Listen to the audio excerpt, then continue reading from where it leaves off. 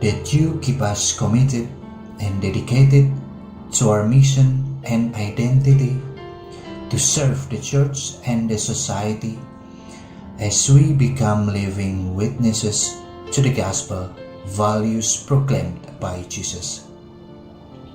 For if we are steadfast in our good and beautiful mission, our works will bring success not only to ourselves, but also to those whom we are bound to love and serve.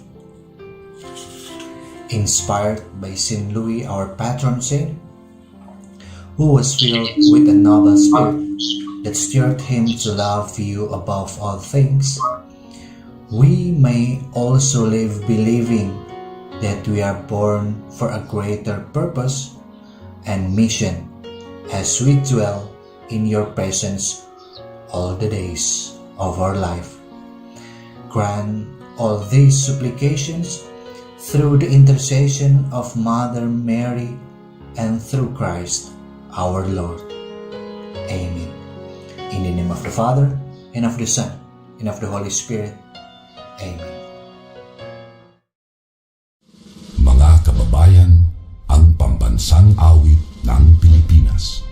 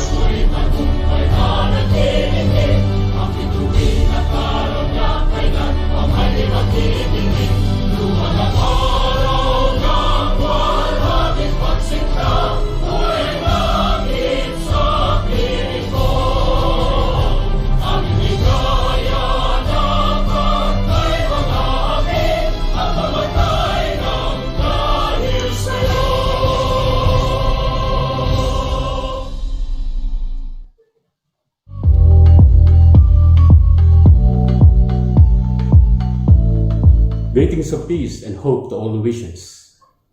The new school year 2020-2021 is now commencing. We all wish everyone with good hope and good health. The school year 2019-2020 ended in the midst of the COVID-19 pandemic, which has caught everyone and everything unprepared. Everyone has to slow down and many things have to stop, as imposed by the community quarantine protocols to avert the tide of transmission of the COVID-19 virus. Many human activities were adversely affected. Teaching and learning in schools were among them. However, we believe that the mission of education has to continue. Therefore, with the different stakeholders of USL, we responsibly met and designed distance education activities to respond to the mission of learning continuity in the midst of the health crisis. The steps taken were met with appreciations and also with rants. We just believe that learning has to continue even how difficult the ways may be. Society has to continue, and every human association has to find ways how to keep things moving within the limitations at hand. I wish to thank everyone, the learners, the instructors, the support personnel, the administrators, the families and friends of USL for the positive efforts and contributions to bring the school year 2019-2020 to its good culmination. Though the ceremonial closures are still held in abeyance. We acknowledge with gratitude the Catholic Educational Association of the Philippines, or CAP, and the Private Education Assistance Committee, or the PEAP, for providing us the matrix in designing our USL Learning Continuity Roadmap. We all pray fervently that this pandemic will soon end, although it appears that the COVID-19 virus is not leaving us very soon. The new school year 2020 has to be prepared for the learning continuity in the new normal in the midst of this health crisis. The members of administration, with open consultation with the stakeholders, have to continue drawing the designs for the learning modalities in the new school year. Though since 2 years ago, USL has been ready with its learning management system, the health crisis is demanding the LMS expansion and optimization for online learning. Considering the variety of conditions where the Louisian learners are situated, different learning modalities are made available. Blended mode of online learning and face-to-face learning, when permitted, and correspondence learning through modular materials are designed to respond to the educational needs of our learners. Distance learning design is also demanding the expansion and optimization of the computer, the digital, electronic, and IT equipment, and other support facilities. The members of faculty in the elementary school, high school, and tertiary education levels have to undergo reorientation and retooling in the new distance learning modalities. All this is being done aware of everyone's financial limitations. USL, for its part, has considered reduction of different school fees, yet fulfilling its obligations to the stakeholders. The opening of the new school year 2020-2021 coincides with the beginning of new institutional development chapter in the midst of the worldwide health crisis. USL has now started to draw the roadmap for development for the next 6 years, guided by a dream to make the University of St. Louis a center of mission and excellence, not only for the region, but for the global community.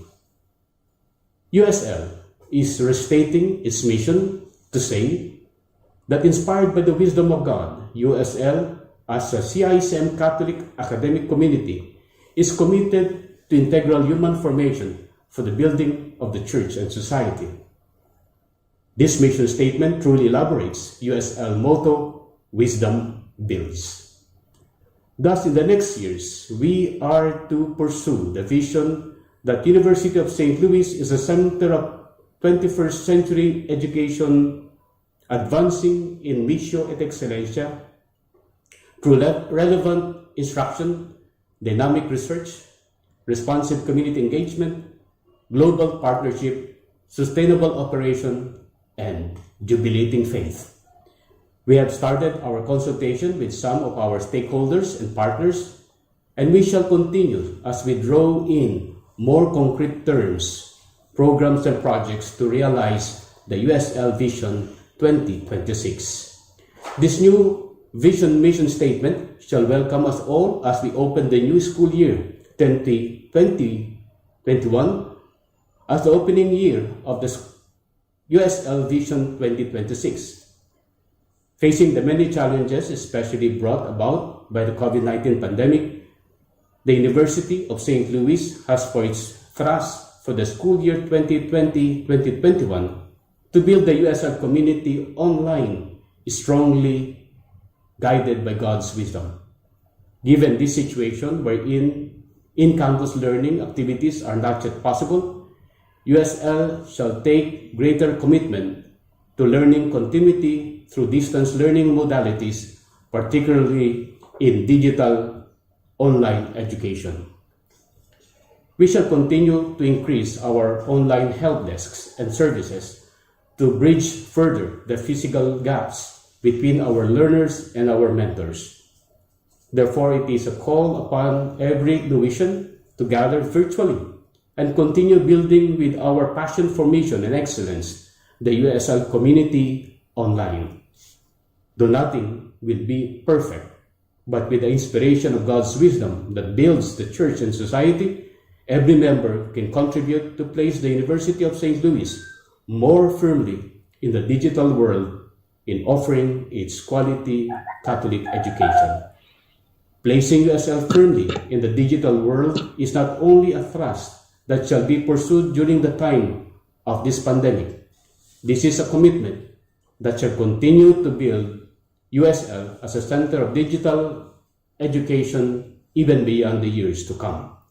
Dear Louisian learners and mentors, together we take on the new challenges beginning this school year 2020-2021. We welcome everyone, our new learners and our new mentors, together with our continuing learners and mentors in taking our first steps in realizing the vision USL 2026. For you all, administrators, teachers, staff members, students, student leaders, families and friends of USL, I invoke the wisdom of God that builds to bless you all with His grace.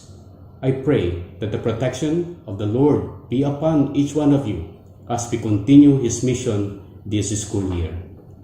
One heart and one soul, I welcome you all in the University of St. Louis in the school year 2020-2021.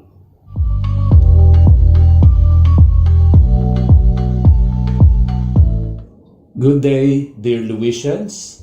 We welcome you to school year 2020-2021. As we do this, we would like to inform everyone that the University of St. Louis Tuguegarao, your school, is very ready to face the new school year, even with this challenge of the pandemic. We have worked so hard since March to ensure that we are ready for the next school year. I also would like to inform you that while others are still starting with their online system or their own flexible learning system, USL has been using this modality already in the past. And we're happy that with the challenges brought about by the pandemic, I consider it a blessing that USL decided some 4 years ago to be able to adapt a learning management system platform that allows the learning of every Louisian both online and face-to-face, which is the reason why when you hear about blended learning, every student is able to learn both online and face-to-face. So, as you may have noted, where we ask you to choose your modality, you have been given 4 of this. The first one is blended learning, which I described earlier, followed by full online, and the 2 versions of correspondence learning, which will come in print and in e-copy. Well, we realize that while we can easily mandate you to use full online or blended learning, we know that there are Louisians who cannot be connected in the internet. And that's why we decided to have the print module or the correspondence learning modality 1. This is part of our commitment to ensure that everybody is included or nobody therefore is left behind.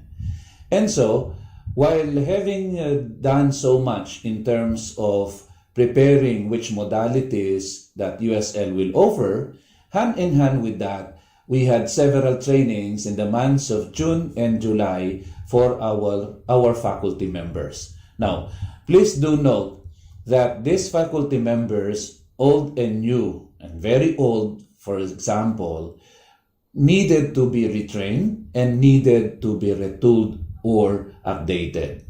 And so we have our own pool of speakers who were able to share so many good things and new things to people, to our teachers most especially, so that we'll be able to face school year 2020-2021 squarely. So, teachers are prepared. Our school system to have this online learning is prepared. And so we expect you, dear Louisians, to be also fully prepared. You will also be receiving your individual guidelines on how to use the systems in place insofar as your choice of modality is concerned. And again, this is USL and this is our school.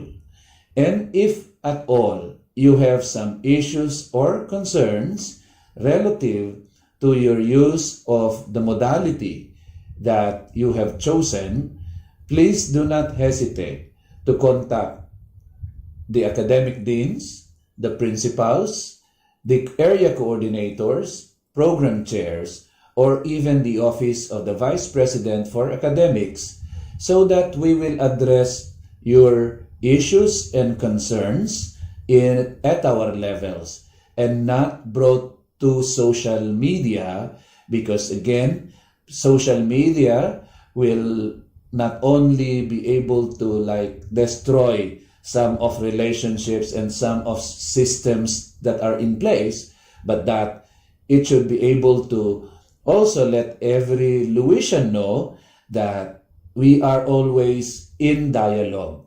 And so bring to us anything that you need to be addressed. Bring to us, to our tables, to any form of media or platform, all concerns relative to it, because again, we will face this and we will address it as such. So, dear Louisians, we wish you a good school year ahead. And as I wish you that, I also expect that you too will also do your best. While you will be given your own learning tasks in the near future, I would like that you do your advanced reading. You have nothing to lose.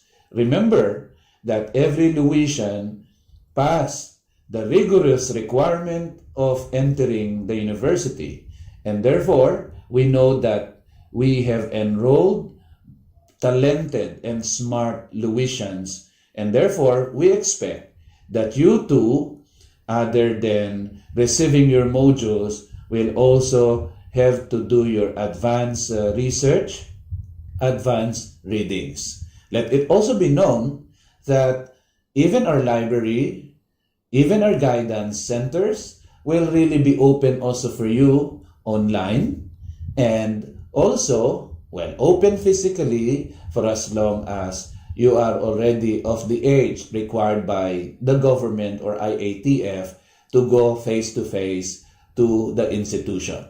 We now have virtual librarians where they will be able to connect or probably help you in your research needs in the future.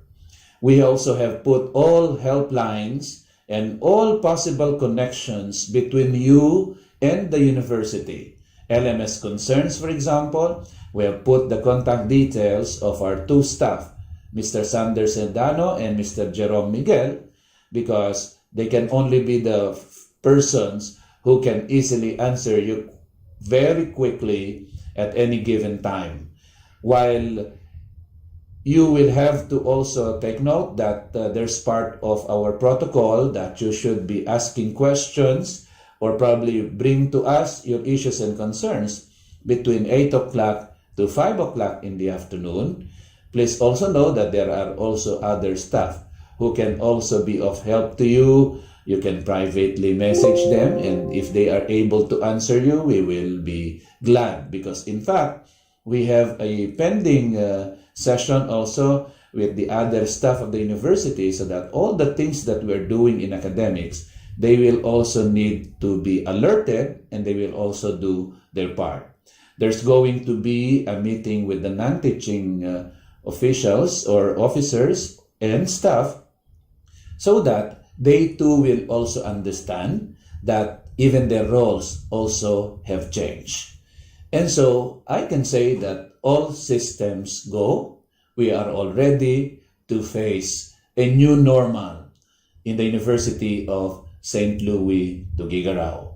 We always have said, you start right, come over to the Louisian side.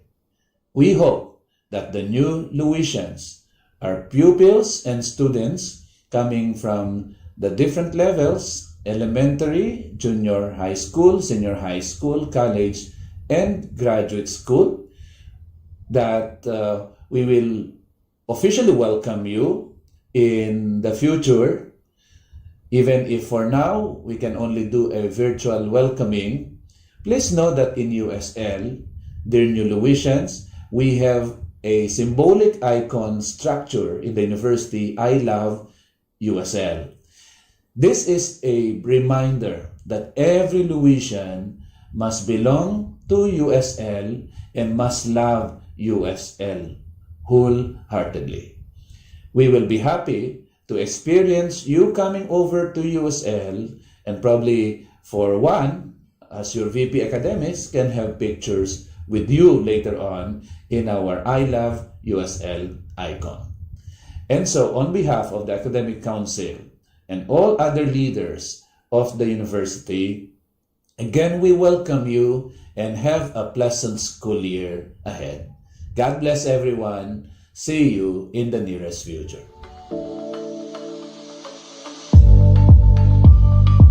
Welcome, capable Louisians! Welcome, Louisian Stars and Louisian Gems. Welcome, Louisians! Welcome to the School of Education, Arts and Sciences. Welcome to the School of Health and Allied Sciences. Welcome to the School of Accountancy, Business and Hospitality. Welcome to the School of Engineering, Architecture and Information Technology Education. Welcome, Louisian professionals.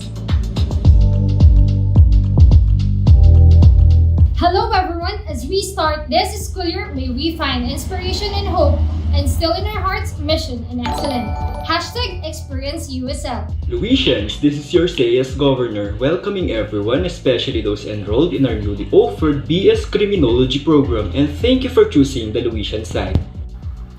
We welcome you to a journey with the Louisian community in the safety of your own homes. Hi guys, I'm your Kuya Jasper, and I would like to officially welcome you to this prestigious university.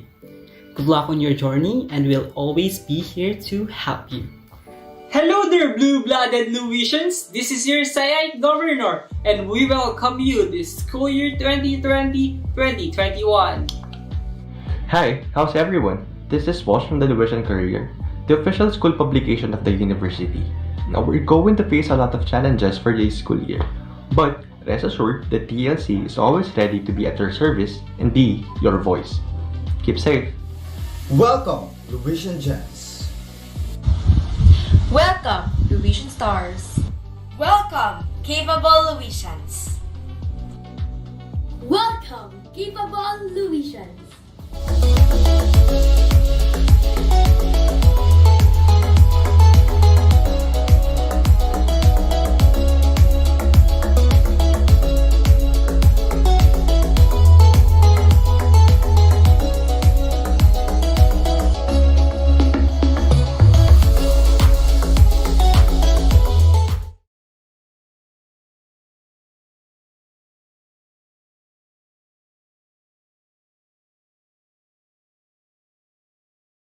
Hi guys, first of all I would like to congratulate everyone for having just made one of the best decisions in your life, which is to enroll in USL for your tertiary education. I was once like you 5 years ago when I entered the college department as a first year student. And now allow me to share with you 3 tips that would hopefully help you as you go along your journey as a Louisian. First, you have to understand the reason why you chose USL. As for me, I chose USL because of its values and its dedication in nurturing and molding students not just academically but holistically. Second, you have to trust the process. Of course, you will be experiencing adjustments from being a high school student to being a college student. There will be difficulties, rough times, and setbacks, but these are all normal. For as long as you set your focus on the dreams and goals that you want to achieve and always seek the guidance of the Lord, then you will surely be right on track. And lastly, do not forget to enjoy. In everything that you do, put your heart in it, but do not forget to balance everything. So, as you pursue your academics, do not forget to strengthen also your relationship with your families, with your friends, relatives, and the people around you, because they can also be a source of inspiration. So, ayun, I'm so excited to see a new set of young students experiencing the grandeur of being a Louisian. And I'm so excited to see how USL would help you in achieving all of your aspirations in life. And I'm sure that soon you will also be a proud Louisian, just like I am. Hello, so my name is Angela Ramones. So I'm a staff nurse here in United Kingdom. So na-achieve ko ito dahil sa USL. They provided me holistic education, meaning not just focusing on students' intellect, but also on emotional, physical, social, artistic, creative, and spiritual potentials. So ang maya advice ko lang para sa mga incoming first-year students or sa lahat ng students in general na mag-aral mabuti. Enjoyin niyo yung pag-aaral kasi ang hirap magtrabaho. Charot! So yun, mag-aral mabuti and huwag makakalimot sa Diyos. Yun lang, ingat! Hi everyone! I'm Joy Tatiana Ikwe, a proud computer engineering graduate from the University of St. Louis Tugigaraw. So here's a quick question. How did the University of St. Louis Tugigaraw contribute to my formation and my development? In my 9 years of stay in the university, I am proud and confident to say that every second of it was really worthwhile. USO was my home and my safe haven for almost half of my life. It became my training ground as I grew to who I really wanted to be. When I first entered the university, they said, start right to end right. Come over to the Louisian side. And yes, in 2010, I first entered the university as a simple high school student thirsty for learnings and experiences. And in 2019, I graduated from the very same university already packed with knowledge and wisdom, anchored with the 5 Louisian core values. And these are Christian living, excellence, professional responsibility, social awareness and involvement, and innovation, creativity, and agility. My beloved USL provided me with a very high quality of education. Also, it taught me how to act promptly and on how to dress neatly and properly. Also, I learned how to multitask. I learned how to balance my academic life, social life, and leadership opportunities. But you know what? Most importantly, I learned how to strengthen my relationship with God. Dahil sa USL, nakapunta ako sa mga lugar na hindi ko akalaing mapupuntahan ko dahil hinubog ako ng USL kung paano maging isang mabait na student leader. Dahil sa USL, nakakilala ako ng mga taong tumulong at sumuporta sa akin para maipakita ang galing ng isang tunay na Louisiano. But all of this would not be possible without the great help of our committed teachers, instructors, staff, and administrators who supported not only me but all Louisian students. So kudos, Louisian community! At uulit-ulitin ko kahit saan man ako mapunta, lagit-lagi akong magiging proud to be Louisian. Agbyag sa Louis in the name of true service.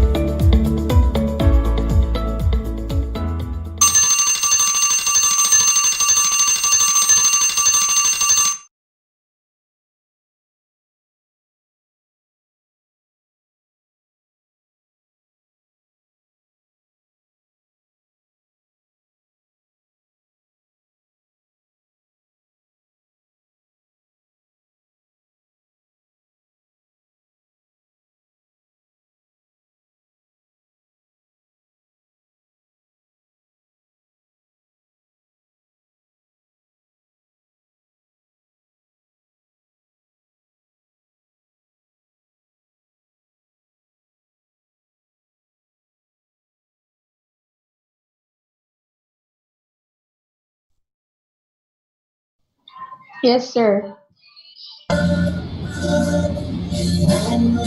Yes, sir.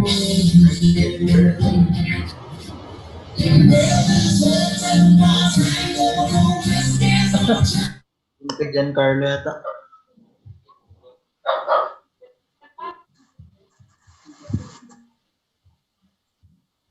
Medyo mahina po yung boses.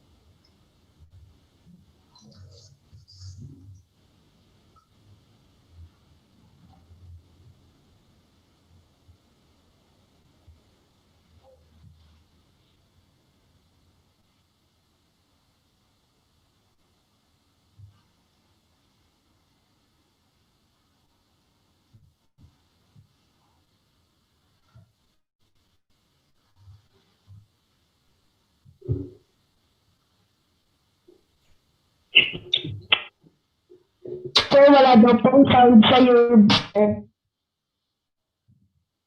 Wala daw pong sound sa YouTube. Okay na? Okay na. I think okay na kasi nakamute pala yung microphone ko dun sa streaming app ko. Anyway, ayun nga no. So, yung class participation and case studies, 1 lang per week yan. Although maraming questions, like for example, this week nakita naman ninyo, itong week 1 participation questions natin, we have 3 questions. And then yung case studies, we have 5 cases. Pero isang set lang, every week ang ibibigay namin. And then for quizzes, this will be true also for the other classes, no? Kasi I'm sure that there are other students din galing sa ibang sections. Although ang estudyante ko lang talaga is code 102 and 103.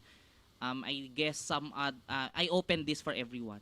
Okay, so from other codes, you're most welcome. And of course, yung mga nagre-review, yung mga new graduates natin, if you are here, then of course, syempre, welcome lang din kayo dito. Okay, so yun nga, no? Okay, yun lang naman. And then, asan na yun? Ayun lang naman. Okay, ito yung breakdown. Okay, a total of 100% per term. Hindi nagbago yung cumulative nature ng ating grading system. 1/3 ng midterms, yung midterms, 1/3 prelims, 2/3 midterms pa rin. And then yung finals natin, 1/3 midterms, which includes 1/3 ng prelims and then 2/3 finals. Ganun pa rin, walang nagbago. And then ang ating transmutation is still base 50. Ibig sabihin, yung raw score natin, we just divide by 2 and then add 50, then that's our final grade. Yun lang naman. And then, learning plan or yung course outline natin, syempre we have 18 weeks. Initially, no, 3 types of business organization sanang i-discuss natin, partnership, corporation, and cooperative. Kaya lang, in the board exam kasi, ang laking portion ng corporation. And we decided na bigyan na lang ng mas maraming panahon yung corporations. So yung cooperatives, maleleson nyo na lang yan pagdating ng 3rd year ninyo. Okay, sa LAWS 1043. Okay, or yung RFBT 2. Okay, kasi yung next ninyo after dito, LAWS 1033, that's RFBT 1. Okay? Ayun. So for the first 4 weeks, ang i-discuss natin will be partnerships. And then for the remaining 14 weeks, corporations. We gave a lot of time sa corporation. We allotted a lot of our weeks sa corporation kasi nga bago lang yung corporation code natin. So medyo all of us are not yet familiar with this. Okay? So ayun, medyo mas mahabang time ang kailangan natin to master itong new corporation code, which was, I think, passed into law lang last year, 2019. Okay, so that's all for yung introductory part natin. We proceed to yung lesson natin talaga. Okay, yun nga, ang lesson natin is Articles 1767 until 1783 lang. And that is Chapter 1 of the Partnership Law. Your partnership law is part of the Civil Code.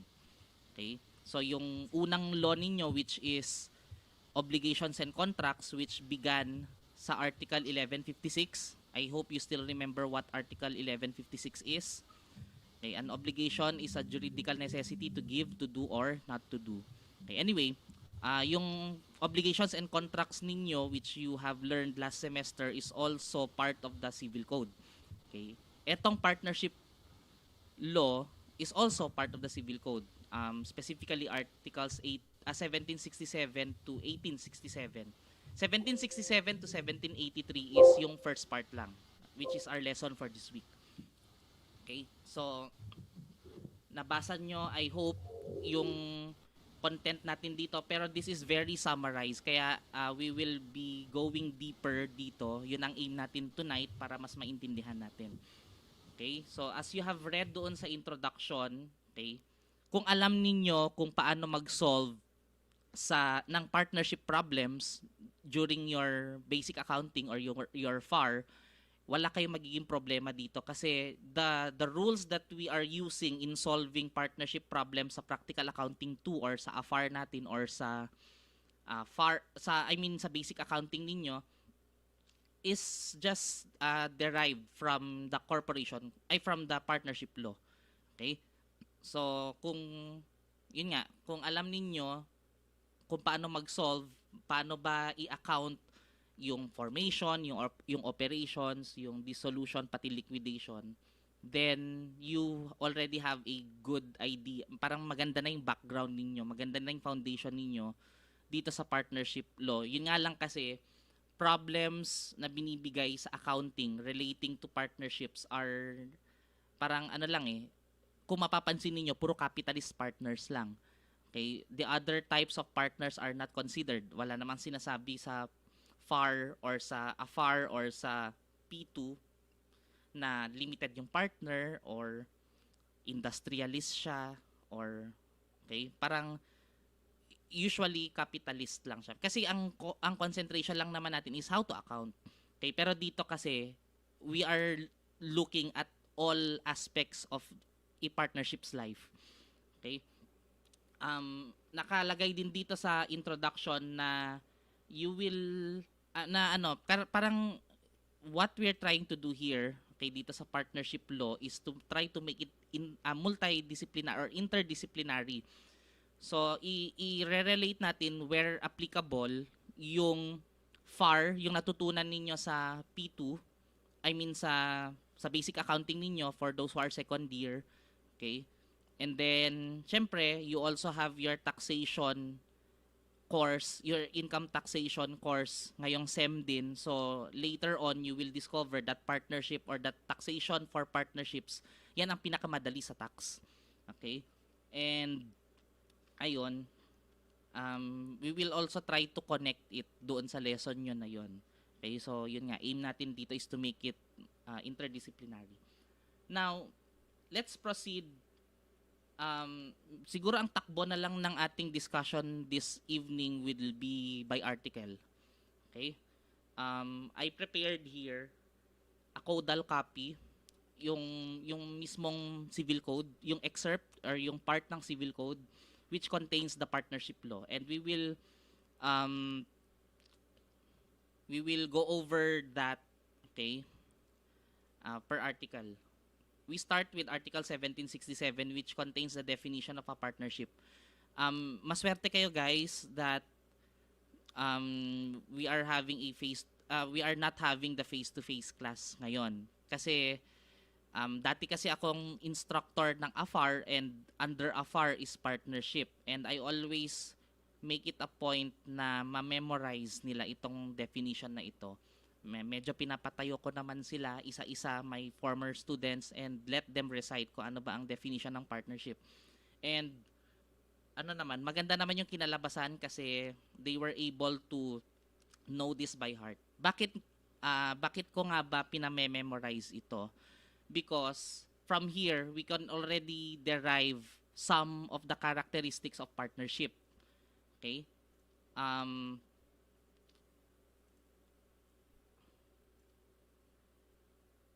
Ayun, yung definition ng partnership, okay, sundan nyo na lang ako.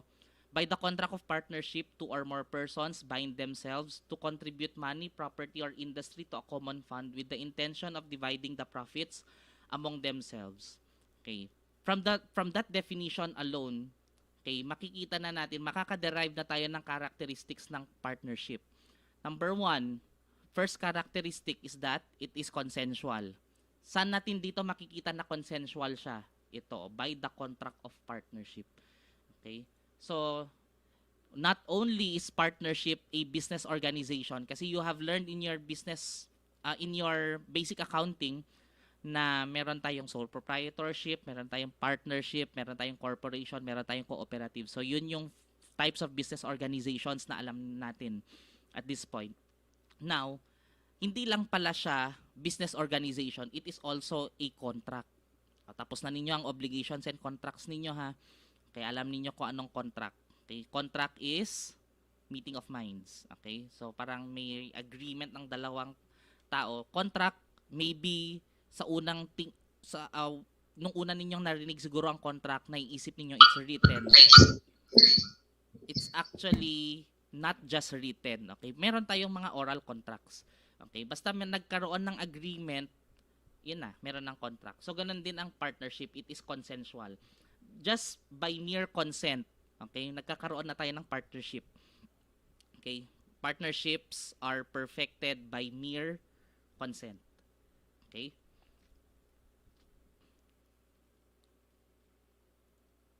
Ayun.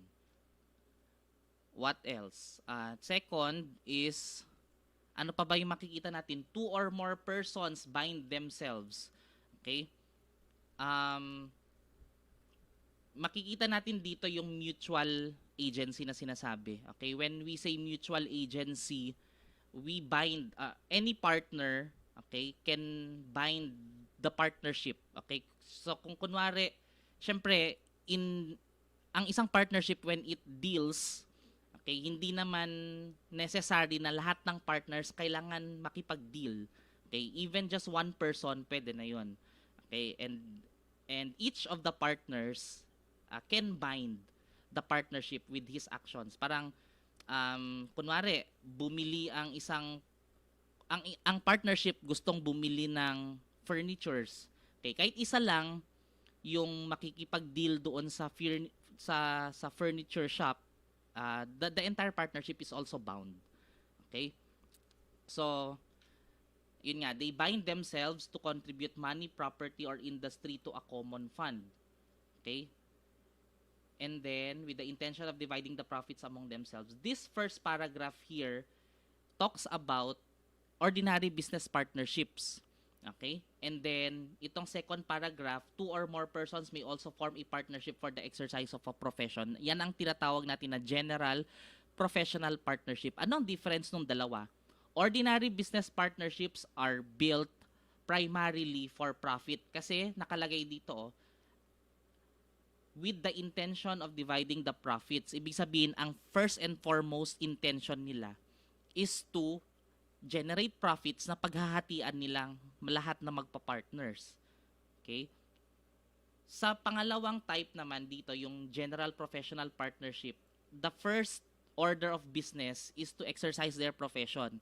Kung magkaroon man sila ng profits, that is just incidental. Hindi nila aim magkaroon ng profits itong mga general professional partnerships. But ang kanilang priority, yun nga, is to exercise their profession. And take note ha, pag sinabi nating exercise of a profession, common profession. Hindi pwedeng magtatayo ng partnership yung dentista, yung abogado, yung engineer, yung accountant. Okay? Ano yun? Guys, please be conscious sa ano nyo ha, sa kung naka-mute ba kayo or unmute. Okay? I mean, kung naka-unmute ba kayo. Okay? Kasi, ayun, nagkukos ng ingay. Anyway, yun nga, no? Dapat, common yung profession. Okay? So, what are some partnerships that we know? What are some GPPs that we know? SGV, they are all accountants. Majority are accountants. Okay? And, what else? Meron din tayong mga partnerships, mga law offices na nakikita ninyo dito sa locality natin. These are partnerships and they are all lawyers doon sa mga law offices nila. Doctors, okay? Meron ding mga bumubuo ng partnerships na pure doctors, okay? Because yun nga, this partnership na binubuo nila, itong GPP, is their platform, okay? For them to exercise their profession. And yun nga, dapat common profession. Okay?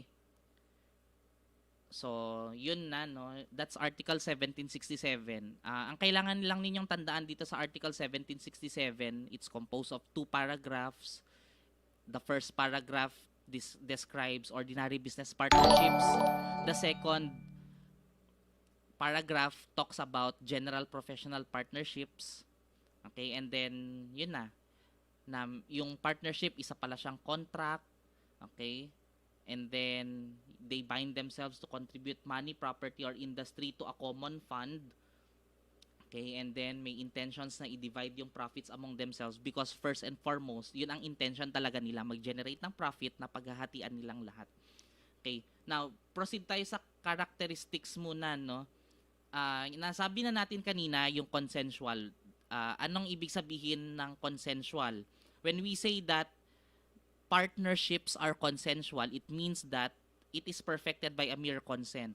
Naglalakad yung dalawang tao, nagkasalubungan sila. Let's make a partnership, sabi ng isa. Sabi ng isa, sige, is there a partnership na nabuo? Yes.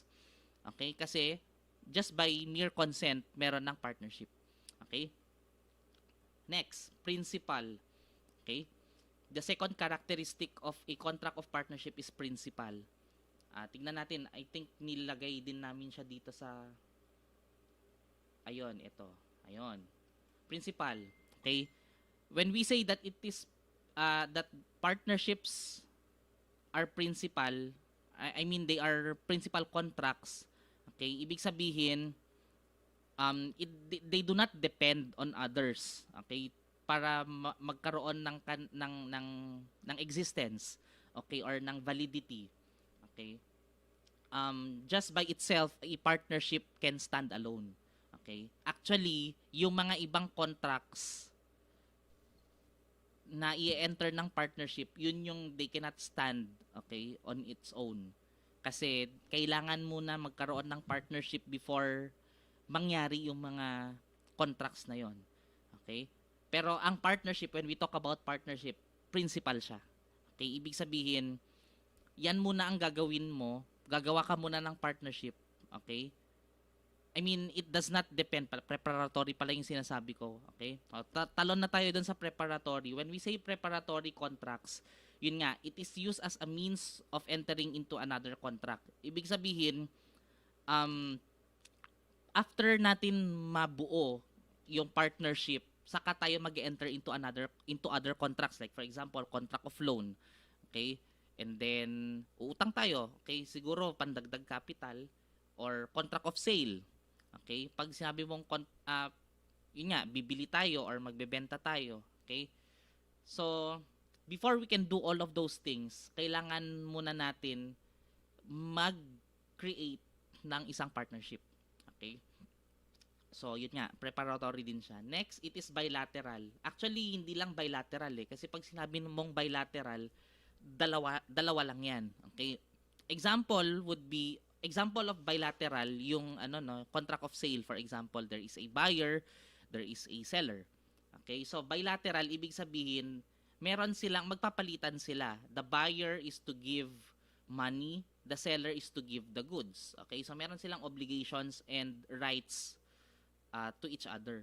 Okay, so bilateral. Pag sinabi mo kasing unilateral, like for example, contract of donation, yung isa magbibigay, tas yung isa wala na siyang gagawin. That's unilateral.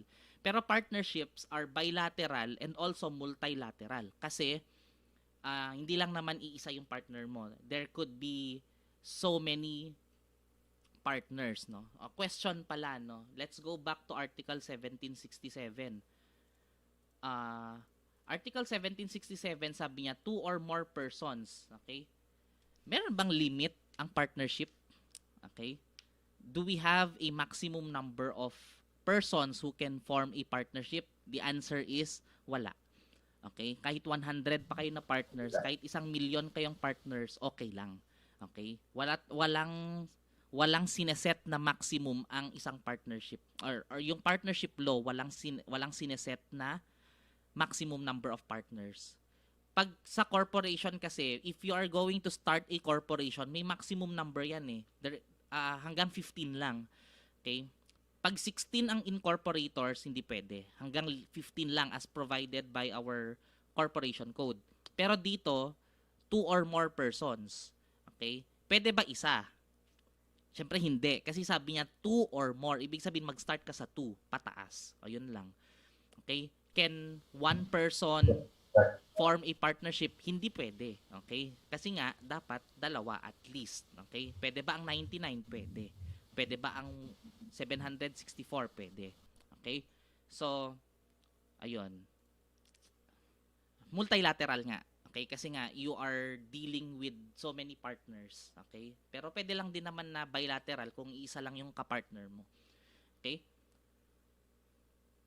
Next, nominate. Pag sinabi mong nominate, may pangalan.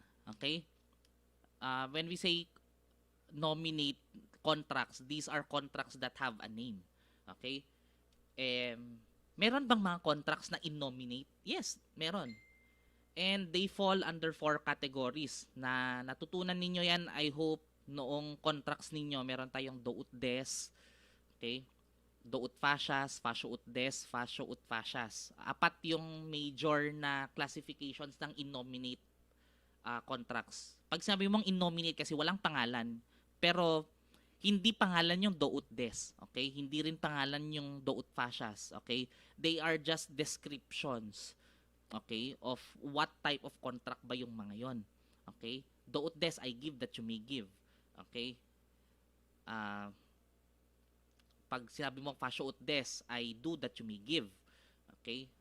O, yun. I hope na tutunan ninyo yan noong obligations and contracts ninyo. Pero itong partnership, may pangalan siya. Ano bang pangalan niya? Partnership. Okay? It does not fall under doon sa do ut des, do ut fascias, fascio ut des, fascio ut fascias. Okay? Kasi nga, hindi siya in-nominate. It's nominate. Okay? Preparatory contracts, sasabi ko na to. And then onerous. Ang kabaliktaran, guys, ng onerous is gratuitous. When you say gratuitous, free. Okay? Wala kang kailangang ibigay. Donations are gratuitous. Okay? Kasi yung isa, yung donor, magbibigay siya sa'yo. Ikaw na doni, tatanggap ka lang. Wala ka nang ibang gagawin. Okay? So, gratuitous siya. Pero ito onerous. Okay? May kailangan tayong i-give up. Okay? As we enter a partnership, meron tayong ini-invest. It could be money, property, industry, or a mix of those three. Okay? And then, yun yung give up natin. So, meron tayong consideration. May consideration on our part. Meron tayong give up. Okay? And that is, yun nga, yung kung ano man yung ininvest natin. And therefore, onerous. Okay? As compared sa gratuitous, pag gratuitous, libre lang. Parang wala tayong kailangan gawin. Tatanggap lang tayo. Pero ito, hindi. Magbibigay tayo. So, onerous. Okay? Next, essential requisites. Okay? Para magkaroon ng partnership, kailangan valid siya. Okay? Dapat kasi since nasabi natin kanina that partnership is a contract and all contracts, meron siyang essential elements ng contract.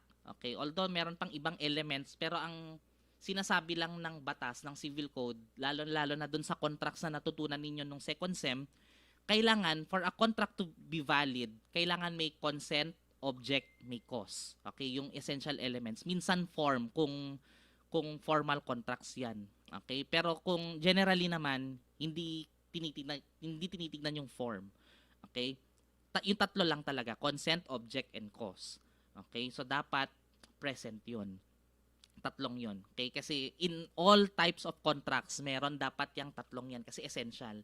When we say essential elements of a contract, without one of them, walang contract. Okay? Let's say, walang consent. Merong object, merong cause. Let's say, in a contract of sale, merong ibebenta. Okay?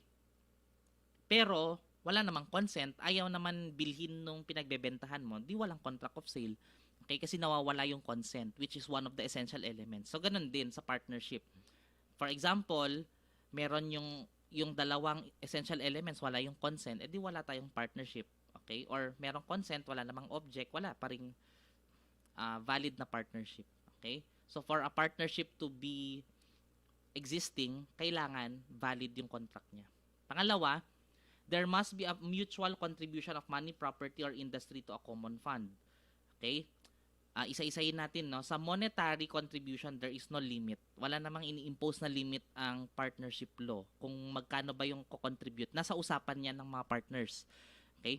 And then, the property to be contributed can be tangible or intangible. Kaya lang, kapag immovable, we will be discussing that later, kailangan may form tayong susundin. Mamaya na lang pagdating natin doon sa form of partnership, no? Okay? Pero pagdating sa property, we can contribute either tangible or intangible. When we say tangible, nahahawakan, nakikita, intangible, hindi nakikita, hindi nahahawakan. For example, shares of stock. Okay, these are intangible properties. Hindi natin nakikita. Nakita nyo bang shares of stock? I guess hindi, no? Okay? Pero yung tangible, okay, nahahawakan, nakikita, okay, yan. Okay, and ang tangible, pwedeng real, pwedeng personal. When we say real, immovables yung mga yan, bahay, lupa, okay? And then personal, yung movables, okay? Jewelry, car, nagagalaw yan eh. Okay, pwede mong ilipat from one place to another, kaya movable or personal. Okay, real or immovable. Okay, and then ang industry naman can be physical or intellectual. Managing the affairs of a partnership is a form of industry. Okay, o wala na lang akong i-contribute. Ako na lang ang magtitinda or what. O yun, that's industry. That's physical industry. Or pwede namang intellectual, no? Like for example, let's form a partnership para magbenta ng libro. Okay? Maasan yung libro? Sige, ako gagawa. That's intellectual industry. Okay? Or pwede ring mga music, okay, or painting. Okay, anything that is a product of our creative mind. Yan, intellectual industry yan. Okay, it must have a lawful object or purpose. Actually, nasa ibang articles na yan. Okay, sabi ko nga, we will be doing this per article.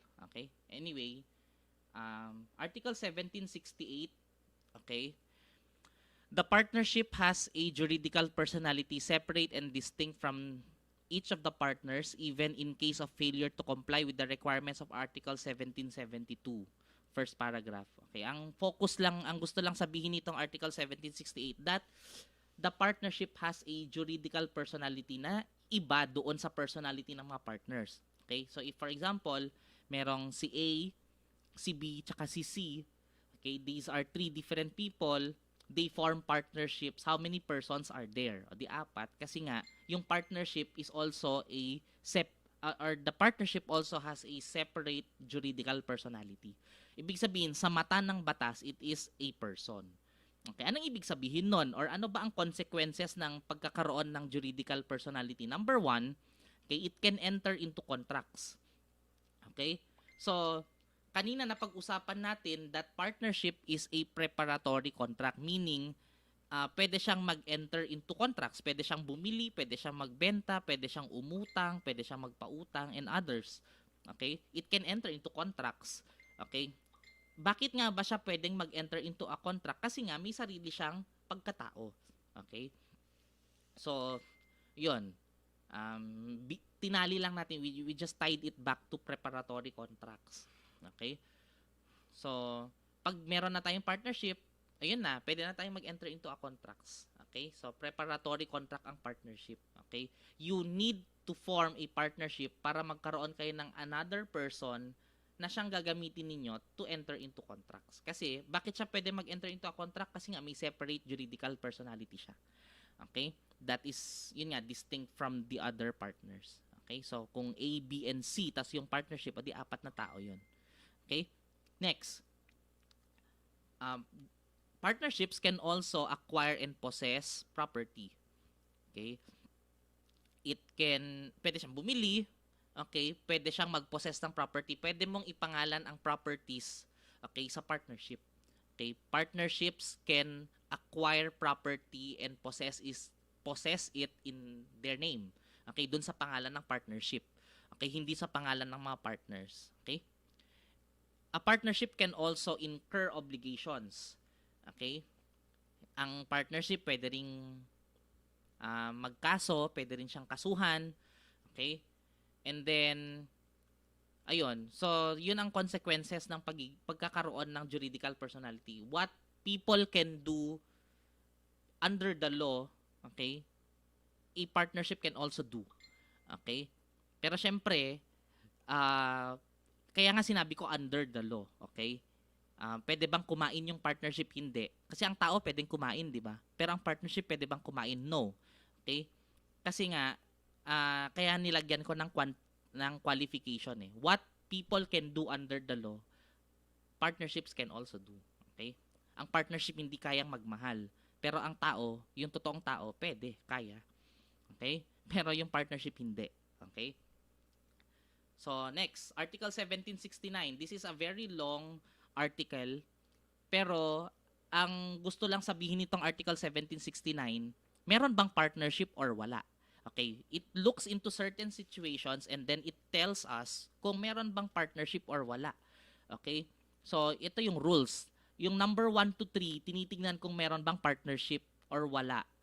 Okay, yung number 4 is a special rule, okay, sa pag-determine kung meron bang partnership or wala. Number 1, persons who are not partners as to each other are not partners as to third persons. So, kung hindi kayo mag-partner talaga, hindi rin kayo mag-partner sa paningin ng ibang tao. Okay? Kung hindi kayo, sa mata nyong dalawa, okay, sa ibang tao, hindi rin kayo. Unless, pinakilala ninyo ang sarili ninyo na kayo sa ibang tao. Nagets ba? Nagets ba? Okay? Hello? Okay? So, yun. Okay. Sige. Ayun. Ayun nga, hindi kayo mag-boyfriend and girlfriend talaga as to the both of you. Alam nyo sa sarili ninyong dalawa na, I mean, sa inyong dalawa, alam ninyo na hindi talaga kayo magjowa. Okay? So, syempre, it follows na sa ibang tao, hindi rin kayo magjowa except, okay, may exception ito, number 1 ha, except if pinakilala ninyo sa sarili, ay sa ibang tao na kayo or na magjowa kayo. Ano mangyayari kapag nagpakilala kayo magjowa, kayong dalawang hindi talaga magjowa? What will happen? These third persons will believe or will be led to believe na magjowa nga talaga kayo. That you are really partners. Okay, ganun din dito sa partnership ha. hindi kayo mag-partners. Okay, you have not established a partnership talaga. But as since nagpakilala kayo na partners, okay, sa mata ng ibang tao, then sa mata ng ibang tao, you are partners. Okay? So, yun yung number 1 rule. Okay? Kung hindi kayo mag-partner talaga, then sa ibang tao, hindi rin kayo mag-partner. Except kung nagpakilala kayo na mag-partners kasi maniniwala sila sa sinabi ninyo. Okay? Number 2, co-ownership or co-possession, okay, does not of itself establish a partnership whether such co-owners or co-possessors do or do not share any profits made by the use of the property. Okay? So kapag merong co-ownership, that does not necessarily mean that merong partnership. Bakit? Ano ba ang co-ownership? For example, magkakapatid kayo and then meron kayong farm and then ipinamana ng parents sa inyo yung farm. Siyempre, natural, kayo magkakapatid, let's say there are 4 of you, maghahati kayo, 25% each. Okay? ng farm. Okay? Then, ibig sabihin, yung buong farm na yon, you are co-owners of that farm. Yung isang buong yon. Okay? And, ayun, co-owners lang kayo. Does that make you partners? Kayo magkakapatid na 4? No. Okay? What if yung farm na yon, syempre nagtanim kayo, okay? So nag-invest kayo ng seeds which binili ninyo, okay? And then yung renta ng mga machineries na kailangan sa farming, and of course your industry, kunwari wala kayong hinire na farmer, kayo mismo yung nagtanim, okay? So merong money pambili ng seeds, merong properties, yung mga machineries, may industry pa. Okay, yung pagtanim ninyo, yung pag-ani pa and pagkiskis and everything. Okay? Does that make you partners? Hindi pa rin. Okay? Why? Kasi nga co-ownership lang 'yon. Okay? It does not necessarily mean that there is a partnership. Yun nga sabi sa Article 1769 number 2, does not of itself establish a partnership. Co-ownership by itself is not a partnership. Okay? Bakit? Ang co-ownership kasi, hindi yan primarily for profits. Okay? Ang partnership is, ang primary intention yan is profit. Okay? Ang co-ownership hindi eh. Para saan ba ang co-ownership? It is established primarily for the enjoyment or preservation of a thing. Okay? Kung magkaroon man ng profits, like for example, yung kanina sinabi natin, okay, 4 kayo, you own or you co-own a farm and then nagtanim kayo, may ani, binenta ninyo. Kung nagkaroon man ng profits yun, incidental na lang yun. Okay? Hindi yun yung primary concern ninyo. Okay? Co-ownerships are primarily established for the enjoyment or preservation of a thing. Yung lupa na yan, yung agricultural land na yan, yung farm na yan, you're trying to preserve it and also you're trying to enjoy the fruits of that thing. Okay? Or you enjoy that thing mismo or yung fruits niya, okay lang din. Okay? Kung magkaroon man ng profits, incidental lang yan. Okay, number 3. Okay? The sharing of gross returns does not of itself establish a partnership whether or not the persons sharing them have a joint or common right or interest in any property from which the returns are derived. Okay? Keyword here is gross returns. Okay? Kasi, balik tayo sa Article 1767, ang intention is mag-generate ng profits. Ano ba ang profits? Profits are net returns. So, kung gross returns ang pinaghahatian ninyo, then that is not a partnership. Para maging partnership yan, dapat net returns, dapat profits. Okay? For example, ano kaya pwedeng example? Like nakakita tayo ng mga bote sa daan. Okay? 2 persons nakakita ng mga bote sa daan. Okay? Then, sabi nung isa, pulutin natin to. Bakit? Sabi niya, dumi-dumi niyan. Hindi, benta natin sa junk shop. Di magkakaroon pa tayo ng kita. Di pinulot nga nila. Okay? And then, dinala nila sa junk shop yung mga bote na yon. And then, syempre, binayaran sila ng junk shop. Let's say that the junk shop paid them a total of 10 pesos. Okay. O, 10 pesos yung na-receive natin. O, 5 sa'yo, 5 sa akin. Okay. Naghati kayo. Right? Okay. May partnership ba yun? Wala. Kasi, ang pinaghatian ninyo, gross returns. Okay?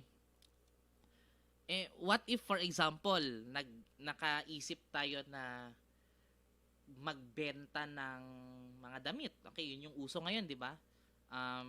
Mga nagbebenta ng damit, sinusuot dun sa manikin, tapos mine, ganun, di ba? Uso yun, di ba? Okay. Bili tayo ng isang bale ng mga damit. Okay? And then, hati tayo sa bayad. O, di yun nga, bumili sila. And then, nag-live na sila sa Facebook. Ganon. Okay? And then, kumita sila. Okay? Is there a partnership? Yes, meron. Bakit? Kasi, they contributed money. Okay? Pambili nung isang bale ng mga damit. Okay? Pwede ring industry. They also contributed industry. Kasi, syempre, nag-set up sila ng kanilang live. Okay? Nagsuot sila ng damit doon sa manikin, hinubad nila nung na-mine na, okay? And then naglista-lista and others, okay? So may industry. Okay, and then nung nagkaroon ng kita, pinaghatian nila. Okay?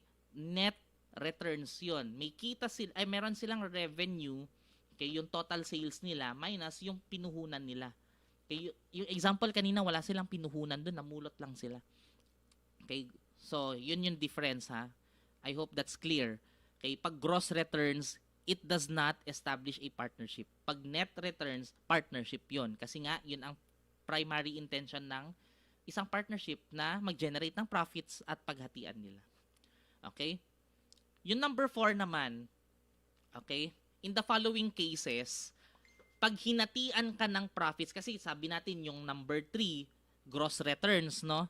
Ang pinaghatian nila, gross returns. Pero sabi natin kanina, kapag net returns, partnership yan. Pero hindi pala. Hindi siya, not necessarily partnership na naman siya because of the following cases. Okay? What if ang na-receive mo, share ng profits, hindi share ng gross returns. Share na siya ng net returns. Partner ka na ba kapag naka-receive ka ng portion ng ganon? Not necessarily. Again, okay? General rule, kapag naka-receive ka ng portion ng profit, it is a prima facie evidence na you are a partner in the business. Yun yung gustong sabihin na number 4.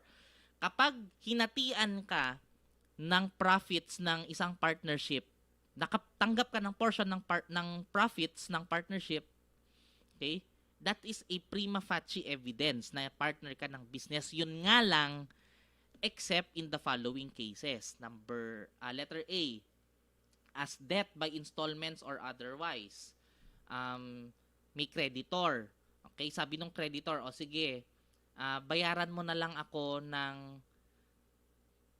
ganitong amount. Okay, kunwari, umutang yung partnership ng 1 million to be paid in 5 installments. O ditig to 200,000. O sige, yung 200,000 na yan, kukunin ko doon sa profit. Let's say, the partnership earned a profit of 1 million. Okay? Yung 200,000 dun sa 1 million na profits, binigay ko dun sa pinagkautangan namin kasi yun yung pinag-usapan namin na installment eh. Okay? And then, partner na ba yung creditor? Hindi. Although naka-receive siya ng portion ng profits, hindi siya partner kasi nga, yung na-receive niya is bayad sa utang. Hindi naman siya, hindi ka naman hinatian dahil partner ka, hinatian ka dahil may utang sa'yo. Okay? Letter B, as wages of an employee or rent to a landlord. Let's say, for example, profit sharing. Okay? So, syempre, partnerships, ang intention talaga is to divide the profits among the partners. Okay? Ibig sabihin, there is profit sharing among the partners. Pero what if hinatian din natin ng profit yung employees natin, okay, to motivate them, for example, uso yan sa mga companies para maging mas productive, para ma-motivate yung mga employees, nagkakaroon ng ganyan profit sharing. O sige, whatever profits na ma-realize ng store natin, 10% paghatian ng lahat ng employees. Yun nga.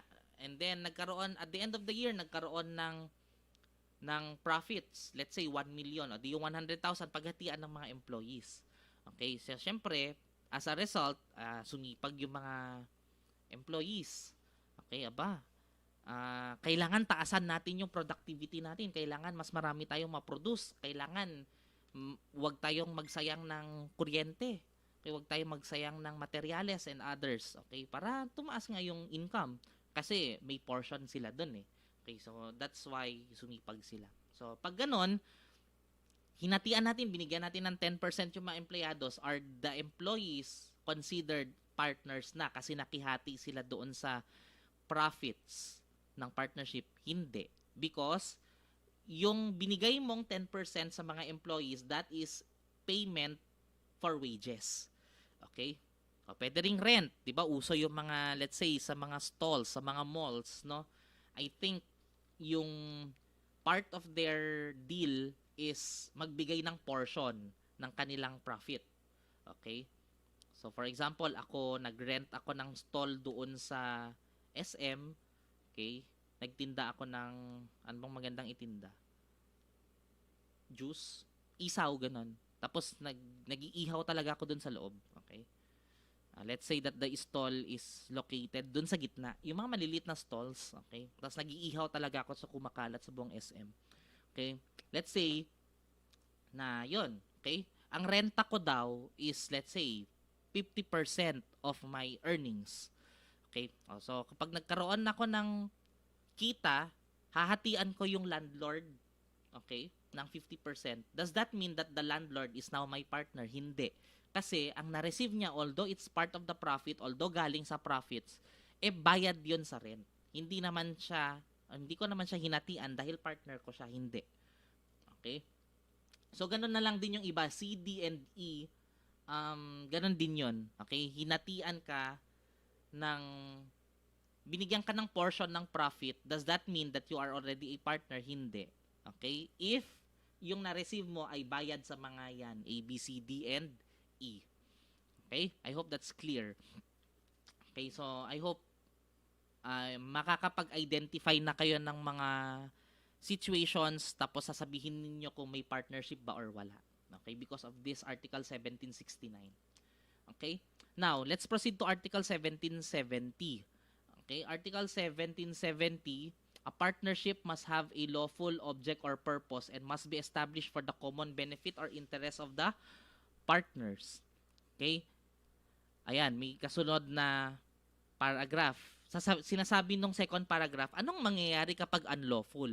Kasi sabi, a partnership must have a lawful object or purpose. Pero what if unlawful siya? Ayan, next paragraph. When an unlawful partnership is, kapag unlawful, sabi niya, it will be dissolved daw by law.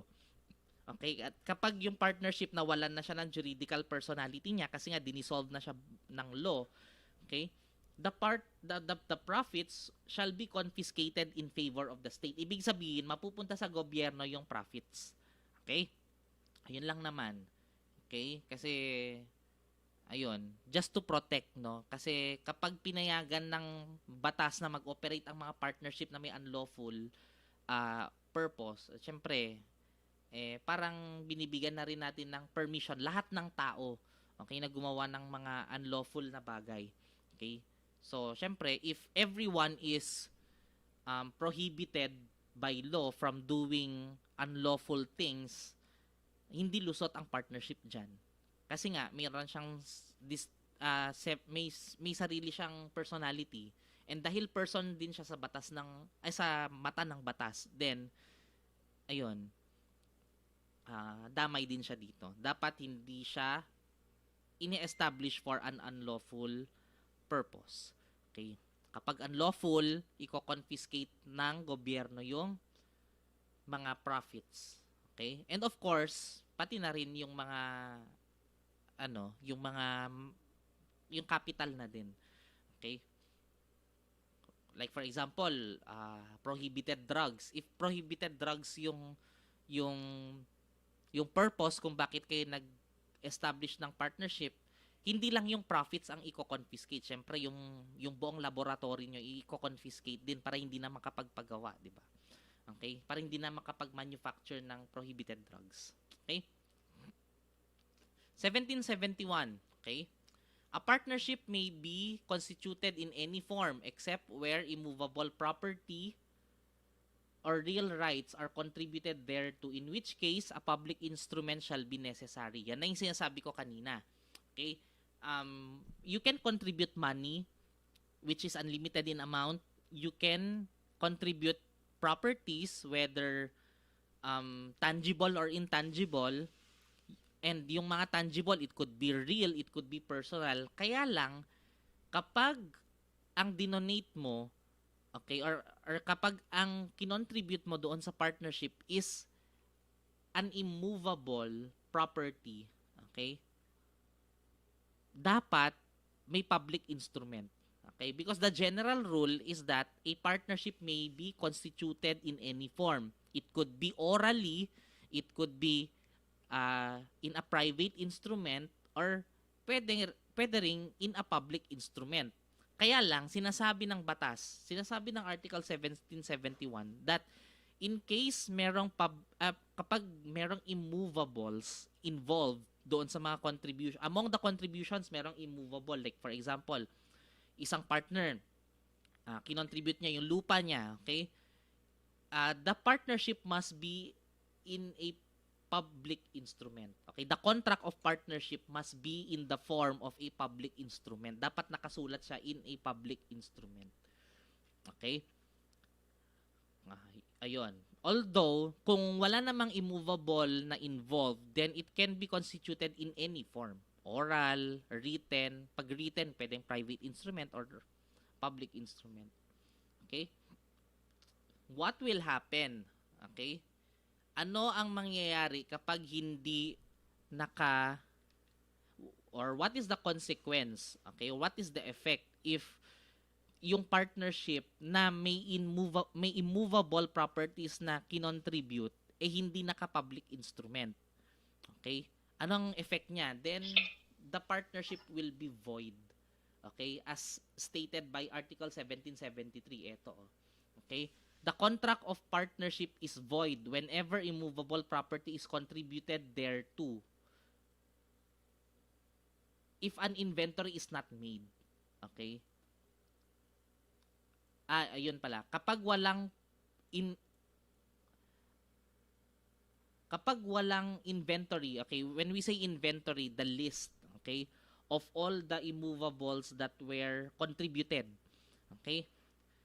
Kailangan kapag merong immovable properties na i-contribute, ayan, there must be an inventory, okay, a list, okay, or a statement containing the description of the immovables contributed, and it must be signed by all partners. Okay? Kapag hindi mo ginawa yan, the contract of partnership is void. Okay? And if the contract is void, if the contract of partnership is void, ibig sabihin the partnership will not also acquire a juridical personality. Okay? So, yun. Okay? Article 1772. Okay? What if ang capital naman is 3,000 pesos or more in money or property? Because industry, you cannot measure it in terms of monetary amounts, no? So, in money or property, kapag merong kinontribute na 3,000 pesos or more, dapat na naman meron daw siyang public instrument. Okay? Ulitin natin ha. Article 1771 sabi, kapag merong immovable property na kinontribute, okay, regardless of the amount, kahit magkano yan, basta real property, dapat naka-public instrument yung contract of partnership ninyo. Okay? And dapat merong inventory ng mga properties and signed by all the parties. If not, then void ang contract ninyo. Okay? Pag void yung partnership contract, ibig sabihin walang juridical personality. Okay? Pero ito naman, look, kapag 3,000 pesos or more yung money or property ninyo, when we say itong property na ito, immovable, ay mga movables na ito. Okay? kapag 3,000 pesos or more, dapat naka-public instrument din. Okay? And dapat i-file ninyo siya doon sa Securities and Exchange Commission. What if hindi? Ano ang effect? Ano ang consequence kapag hindi mo ginawa yan? Okay? Yung kanina, yung immovable property, kapag hindi mo ginawa yan, kapag hindi naka-public instrument, kapag walang inventory na signed by all the parties, by the partners, void. Pero dito hindi. Okay? Valid pa rin yung contract. Okay? And dahil valid yung contract, meron pa rin siyang juridical personality. Yun nga lang, hindi siya kinikilala ng batas. Okay? Meron tayong tawag dyan, yung de facto partnership, which we will be discussing later pagdating natin sa types or sa kinds of partnerships. Okay? So, ayun. Kapag nag-comply ka sa mga ito, Article 1771, 1772, and 1773, the partnership that you have created is a de jure partnership. Okay? It is a partnership in law and in fact. Okay? Kapag naman na-violate mo yung Article 1772, meaning nakapag-contribute ka ng 3,000 pesos or more, okay, in money or property, tapos hindi siya naka-public instrument, okay, ang tawag doon sa partnership na nabuo ninyo is de facto partnership. Okay, ulitin natin. Kapag sumunod ka sa 71, 72, and 73, de jure. Okay, you are a partnership that exists in fact and in law. Okay, or in law and in fact. Yung isa naman, yung de facto partnership, yun yung kapag hindi mo sinunod yung Article 1772. Okay? Kasi sabi natin, kapag meron 3,000 pesos or more na capital, dapat public instrument. What if hindi? Valid pa rin yung contract pag ganon. Yun nga lang, de facto partnership ang tawag doon. Okay? It is a partnership that exists only in fact. Okay? Alam ng mga tao na merong partnership because that is a fact. Yun nga lang, sa mata ng batas, no. Kasi hindi ka nag-comply doon sa Article 1772. Okay? Pero yung 71 and 73, pag yan na-violate, void talaga. Okay? There is no partnership. And therefore, kung walang partnership, wala ring juridical personality. Yung 1772, kapag yan ang nilabag mo, meron pa ring juridical personality. Kasi nga, valid pa rin yung contract. Yun nga lang, it's a partnership na de facto. Okay? Ba't nga ba natin kailangan i-register sa SEC? Okay? As provided by 1772. Kasi nga, para mabigyan kayo ng license, okay, to operate, okay, as a business. Okay? And also, for tax purposes na rin. Okay? Ayun. And then, next article.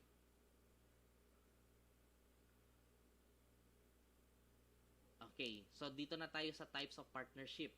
Okay? Malapit na tayo matapos. Okay, hanggang 1783 lang tayo eh. Okay? Because that is, yun lang ang coverage ng lesson natin. Okay? Yun lang ang chapter 1 ng partnership law. Okay? Malapit na tayo matapos. So, Article 1776 until the end, okay, talks about universal partnership, particular partnership, okay? So, kumbaga parang types na to ng partnership. So, let's proceed doon sa types ng partnership, no? As provided din ng 1776, a partnership may be general or limited. Okay? So, as to object, a partnership is either universal or particular. As to liability, general or limited. So, punta na tayo doon sa types of partnership. Okay? So, ayun na. As to object, okay, universal and particular. As to liability, general and limited. Ito yung minention doon sa Article 1776. Okay? Ayan. Pero, sa pag-discuss natin, idamay na natin lahat, okay, ng types ng partnerships. Okay? So, una, as to purpose, ordinary business partnership and general professional partnership. Doon sila nagkatalo sa purpose because the primary purpose of establishing an ordinary business partnership is to generate profit na paghahatian ng lahat ng partners. Okay? And then yung pangalawa naman, the purpose, the primary purpose of general professional partnerships is to exercise their common profession. Pag nagkaroon ng profits yung mga GPP, bonus na lang yan. Okay? Incidental na lang yan. Okay?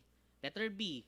Okay? As to extent of its subject matter, maybe ihuli na lang natin ito, no? Kasi the rest of the articles hanggang 1783 talks about itong kinds of partnerships as to object or as to extent of its subject matter. Okay? Dito na muna tayo. Letter C, as to liability. As also mentioned in Article 1776 is yun nga. Okay, as regards the liability of the partners, a partnership may be general or limited. Okay? Ano ang general partnership? Okay, sabi dito sa lesson ninyo, okay, partnerships where all the partners are general partners. Ano ba ang general partners? Actually, andito yan, no? Okay, sa kinds of partners. Okay, general partners are those whose liability extends beyond their capital contribution. Ibig sabihin, kapag nalugi na yung partnership at may mga humahabol na mga creditors, syempre, yung mga creditors, ang una nilang hahabulin, yung partnership. Pag insolvent na yung partnership, ang next na hahabulin nila yung mga partners na. Pero ang pwede lang nilang habulin yung mga general partners because these are the partners who are liable beyond their capital contributions. Okay? To be differentiated sa limited partners, they are only liable until their capital contributions. If they contributed 10,000 hanggang dun lang. Okay? Hindi mo pwedeng habulin ang personal properties. I mean, yung hindi niya kinontribute dun sa partnership, hindi mo pwedeng habulin yun kung ang isang partner ay limited. Pero may exceptions yan, which we will be discussing in the future. Okay, in our next lessons. Okay? Like for example, nag-manage siya ng partnership. Okay, kasi ang limited partner, pwede lang mag-contribute dapat ng money and property. Pag nag-contribute yan ng industry, nakialam siya,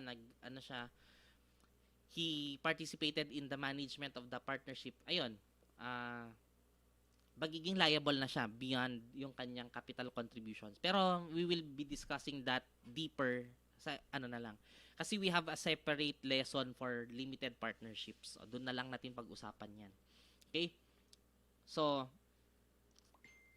general partnerships, lahat ng partners general. Ibig sabihin, all the partners pwedeng habulin in case na bankrupt or ayun nga, naging insolvent yung partnership. Okay? All the creditors, pwede nilang habulin lahat ng partners. Kasi nga, sa general partnership, all of the partners are general partners. Ang limited naman, does that mean na lahat ng partners limited? Hindi. Okay? Sa limited partnership, kung ang general partnership lahat general, ang limited partnership ba lahat limited? Hindi pwede yun. Okay? That's not possible. Okay? Dapat may isang general partner at least. Okay? And then may isa ring limited partner. Okay? If for example, a partnership has 4 partners, A, B, C, and D, all of them are general partners, then that is a general partnership. If the same partnership except si B, C at saka si D limited, okay? Pero si A general partner siya. Anong type ng partnership 'yun? Limited partnership 'yun kasi nga at least isang general si A and then at least isang limited. In this case, tatlo pa nga sila, si B, si D, si B, si C tsaka si D. Okay? So 'yun. Pwede ba na lahat limited? Hindi nga pwede. Okay? Kasi sino nga habulin kapag na-bankrupt or kapag naging insolvent yung partnership? Okay, so dapat may at least isang general and then may at least isang limited. Kung lahat limited except isa, okay lang yun. Limited partnership pa rin yun. Okay? What if 4, 2 general, 2 limited? Ano yun? Is that a general partnership? No. It's a limited partnership. Magiging general lang siya kapag lahat general. Okay? Letter D, okay, as to duration, okay? Meron tayong tinatawag na partnership for a fixed term, one whose duration is fixed. Ibig sabihin, pag dumating yung fixed term na yan, let's say, for example, nag-establish ng partnership si A, si B, si C, tsaka si D, okay? Pinag-usapan nila 2 years lang yung partnership nila. Pagdating ng 2 years, automatic dissolved yung partnership. Kasi nga, it's a partnership for a fixed term. Okay? Partnership for a particular undertaking, organized for a certain undertaking, which when completed, causes the termination of the partnership. Kunwari, nagtayo kayo ng partnership para magtinda ng halo-halo. Okay? And then, for the summer lang. Okay? You are undertaking the production of halo-halo for the summer. So, kapag tapos na, pag tag-ulan na, terminated na ang partnership ninyo because hindi na kayo makapagbenta ng halo-halo. Okay? Although, meron pa rin namang bumibili sa pero basta yun. Okay? What is a better example for this particular undertaking? Kunwari, isa kayong hotel na lang. Okay? You established a partnership na hotel ang business. Okay? And then, kaya kayo bumuo ng partnership kasi darating si, let's say, Pope Francis, let's say, no? And yung hotel na yan, dyan siya titira. Okay? So, after his tour dito sa Pilipinas, then, tapos na yung undertaking ninyo, terminated na yung partnership ninyo, you liquidate. Okay? So, basta yun, meron lang kayong purpose. Okay? And when that purpose is completed, kapag natapos na yung kailangan ninyong gawin, and then, ayun na, terminated na. Okay? Ang difference lang nila dun sa fixed term, alam nyo kung kailan yung fixed term. Kasi nga, fix yung term. Yung particular undertaking, you may or you may not know kung kailan. Okay? Basta natapos, yun lang yun. Okay? Number 3, partnership at will. Okay? Walang duration, walang purpose. Okay? Basta it just continues to exist. Okay? Therefore, it can be terminated anytime. Okay? Yun ang partnership at will. From the word itself, at will. Based sa kahilingan ng mga partners. Okay? No duration, no purpose sa kailangang i-fulfill. Okay? Therefore, it can be terminated anytime na gusto ng mga partners. Okay? Letter E. Ito na yung sinasabi natin kanina, de facto tsaka de jure. When we say de jure, it exists in law and in fact. Totoo siyang partnership, alam siya ng mga tao, and sa batas, it is also recognized. Okay? When we say de facto, it exists in fact only. Okay? Yun ang difference, de jure and de facto. De jure, okay, ibig sabihin in law. Okay? Pag de facto, in fact. Okay? Pero pag sinabi nating in law kasi, it also follows na it also exists in fact. Okay? Nothing exists in law na hindi nag-exist in fact.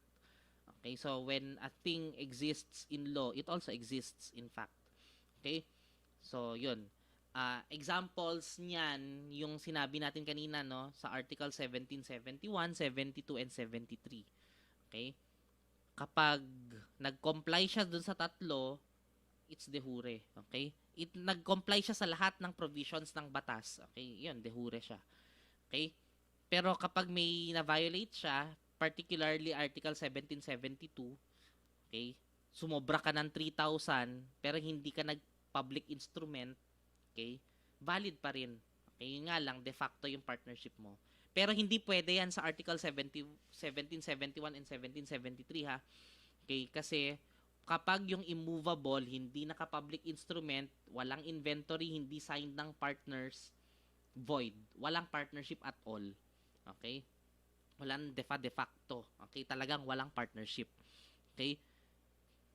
Ayun na. And then, F, as to representation to others. Okay? Babalik tayo sa article 1769, number 1. Okay? Kasi, yung article 1769, number 1, okay? Except as provided by Article 1825, persons who are not partners to each other are not partners as to third persons. Ang sinabi natin kanina, kung hindi kayo partners sa isa't isa, hindi rin kayo partners sa third persons. Except lang kapag nagpakilala kayo na partners. Kasi mapapaniwala ninyo yung third persons na yun dahil sa sinabi ninyo. Okay, ang tawag doon is partnership by estoppel. Okay, partnership exists as to third persons kasi nga napaniwala ninyo na partners kayo. Yun nga lang, sa inyong dalawa, alam ninyong hindi kayo partners. Okay? Yun ang tinatawag na partnership by estoppel. You are not really partners, but as to third persons, in the eyes of third persons, you are partners. Kaya tawag doon partnership by estoppel. Okay? Kapag partners naman talaga kayo, edi hindi siya partnership by estoppel. Okay? And balik na tayo doon sa letter B. Okay? As to object or as to extent of its subject matter. Meron tayong dalawa na sinasabi. Or there are two types of partnerships as to object as defined or as mentioned or as listed by Article 1776. Sabi niya, as to its object, a partnership is either universal or particular. Ayun, 1776. Ayun. Either universal or particular. Okay? Ang particular, guys, that's just the same as your GPP.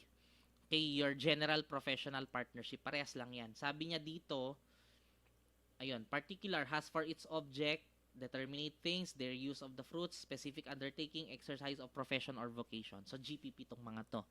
Okay?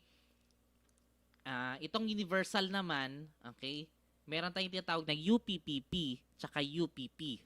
Okay? Yung UPPP, okay, that's Universal Partnership of All Present Property. Okay? And then, yung isa naman, UPP, Universal Partnership of Profits. Ibig sabihin, ang nagbibilong or pag sinabi natin Universal Partnership of All Present Property, okay, what belongs to the partnership? Kung ano yung present property ng mga partners, they belong to the partnership. Okay? Ayan. Property which belong to each of the partners at the time of the constitution of the partnership. Okay? Noong in-establish yung partnership, what were the properties of the partners? Okay? Pagmamayari na yon ng partnership. Okay? But, okay, present property lang. At the time of the constitution of the partnerships lang. Okay? Kasi, ayun nga, kapag wala namang sinabi, okay, future properties cannot be contributed. Okay? Except lang kapag sinabi. Okay? Pero kapag in-stipulate, okay, shall not include properties acquired by gratuitous transfer. Okay? Legacy, inheritance, donations, ano yan those are transfers by gratuitous title. Ibig sabihin, tatanggapin mo lang. Okay? Libre. Okay? Hindi siya onerous. Gratuitous siya. Okay? So, ulitin natin ha. Okay? Kung ano yung pagmamayari ng mga partners at the time the partnership was established, yun ang pagmamayari ng partnership. Okay? Kung ano ang present property, all present properties of the partners at the time the partnership was constituted, okay? Or the time that the partnership was perfected, okay? Yun ang mapupunta sa sa partnership. Okay? Future properties, hindi kasama. Kasi nga sabi niya, all present property. But that's just the general rule. Okay? Future properties, pwedeng maisama only if stipulated. Pag sinabi.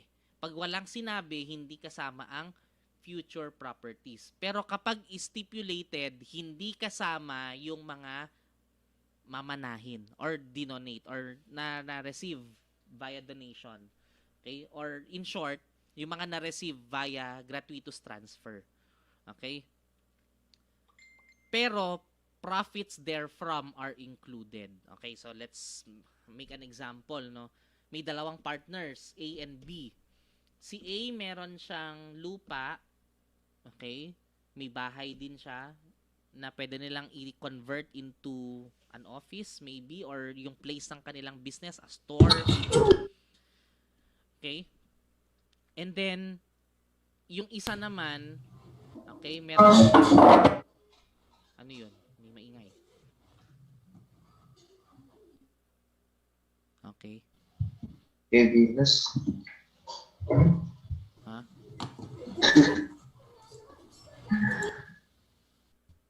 Okay. Ayun. So, ayun, no?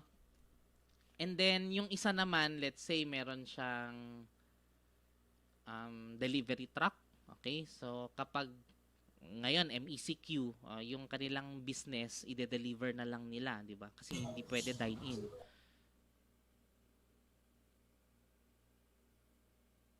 Okay. Ayun. So, all of those properties, yung lupa, yung bahay ni A, tsaka yung delivery truck ni B, all of those will belong to the partnership kasi yun ang pagmamayari nila at the time the partnership was constituted. What if may mamanahin si B na, let's say, another parcel of land? Okay? Kasama ba yon sa pagmamayari ng partnership? Hindi kung hindi sinabi. Pero if in-stipulate, hindi pa rin pwede. Kasi nga, mare-receive niya yon, mamanahin niya yon eh. Okay? If it is by gratuitous transfer, hindi pwedeng mapunta sa partnership yon. Okay? Pero profits therefrom are included. Kunwari, yung delivery truck na yon, hindi, yung parcel of land na mamanahin niya, pinarenta niya. Okay? Siyempre, may profits na madederive from dun sa pagpaparenta niya. Okay, yun, pwedeng mapunta sa partnership yun kung in-stipulate niya. But not the property itself. Okay, but the profits lang. Okay? Next, yung UPP, okay, comprises all that the partners may acquire by their industry or work during the existence of the partnership. Okay? If in the future, merong sasahurin yung isang partner, okay, that is included. Okay, mapupunta yan doon sa partnership. Okay?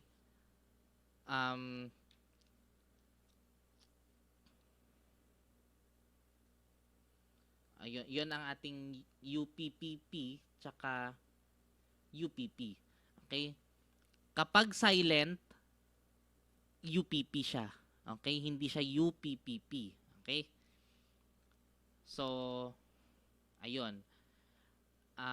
Meron bang can anyone form a universal partnership? Hindi. Okay? Hindi lahat. Okay? Merong mga persons prohibited to enter a universal partnership and that is provided for dito. Okay, hanapin natin. Okay? Ayun, 1782. Persons who are prohibited from giving each other any donation or advantage cannot enter into universal partnership. Sino ba ang mga prohibited na mag-donate? Okay? Number 1, husbands and wives. Okay? Hindi kasi inaalaw ng batas, okay, na mag-donate ang mag-asawa. Okay, si husband magdo-donate ng something kay wife, that's prohibited by law. Exception, small gifts at the time of family rejoicing. Kunwari Pasko, binigyan ng power bank. Okay, ang gandang regalo, no? Okay. Ayun, binigay ni husband kay wife power bank. Ayun. Okay lang 'yun. That's a small gift at a time of family rejoicing kasi Pasko. Okay? Or birthday niya, maybe. Okay? Pero donation na malakihan hindi pwede between husbands and wives. And therefore, dahil prohibited silang mag-donate, hindi rin sila pwedeng mag-enter into a universal partnership. Okay? So kapag tinanong kayo, can husbands and wives or can spouses enter into a universal partnership? Answer, hindi. Can they enter into particular partnership? Pwede. Okay? Number 2, those made between persons who were guilty of adultery or concubinage at the time of the donation. When we say adultery, okay, ibig sabihin yung babae nagkamali. Okay? I hope you get what I mean, no? Okay? Sumama sa iba, ganon. That's adultery. Okay? Under the law. Okay? Pag concubinage naman, ibig sabihin yung lalaki marami siyang concubines. Okay? Or marami siyang kabit. Okay? concubinage. Okay? Pag babae ang nagkasala, that's adultery. Pag lalaki naman, concubinage. Okay? So those made between persons who were guilty of adultery or concubinage at the time of the donation. For example, may wealthy man, okay, na may concubine na isa, okay, kabit, tapos nag-donate doon, okay? Hindi pwede yun. That's not allowed by law. Okay? And therefore, sila rin, okay, mga guilty of adultery and concubinage, they are also not prohibited to enter or to form universal partnerships. Okay? Kasi malinaw doon sa sabi ng Article 1782, those who are prohibited from donating cannot enter into a universal partnership. Okay? Number 3, those made between two persons found guilty of the same criminal offense in consideration thereof. And number 4, those made by public officer or his wife, descendants or ascendants by reason of his office. Yun lang naman, okay? So, basta prohibited by law na mag-donate, hindi pwedeng mag-enter into a universal partnership. Okay? Ayun na, ito rin, Article 1781, Articles of Universal Partnership entered into without specification of its nature. Hindi niya sinabi kung UPPP ba or UPP. O sabi, only constitute a universal partnership of profits. Kaya natin nasabi na kapag silent, UPP. Okay? Ayun. So, that's universal partnership of all present property and universal partnership of profits. Okay? Particular naman, ayun, has for its object determinate things, their use of the fruits of those determinate things, and then specific undertaking or exercise or of a profession or vocation. Okay? And lastly, okay, kinds of partners, okay, alam na natin yung as to liability, na-discuss na natin yan. As to contribution, okay, number 1, capitalist, kapag nag-contribute ng money or property lang. Okay? Industrialist, nag-contribute ng industry lang. Okay? Wala siyang kinontribute na pera, wala siyang kinontribute na property. Okay? Do you still remember how to account for the admission of an industrialist partner? Okay? Kunwari, ganito na lang. Partnership formation, okay? And then there are, let's say, 2 capitalist partners and then 1 industrialist partner. So, syempre, yung capitalist, madali lang naman i-account yan, di ba? Debit all the assets na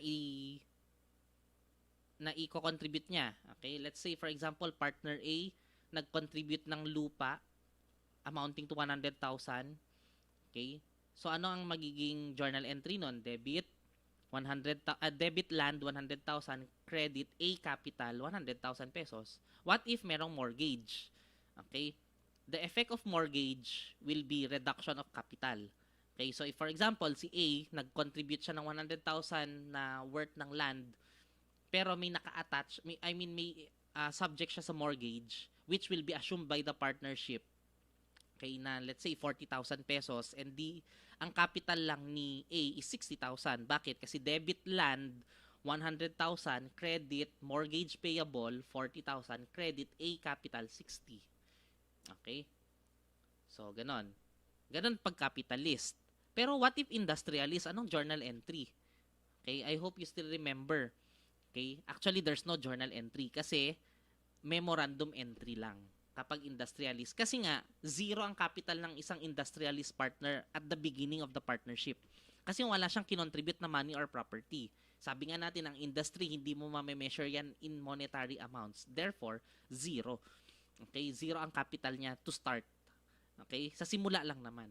Okay? Siyempre, pag nahatian na yan, pag meron na siyang share ng profits, which we will discuss next week pala, okay?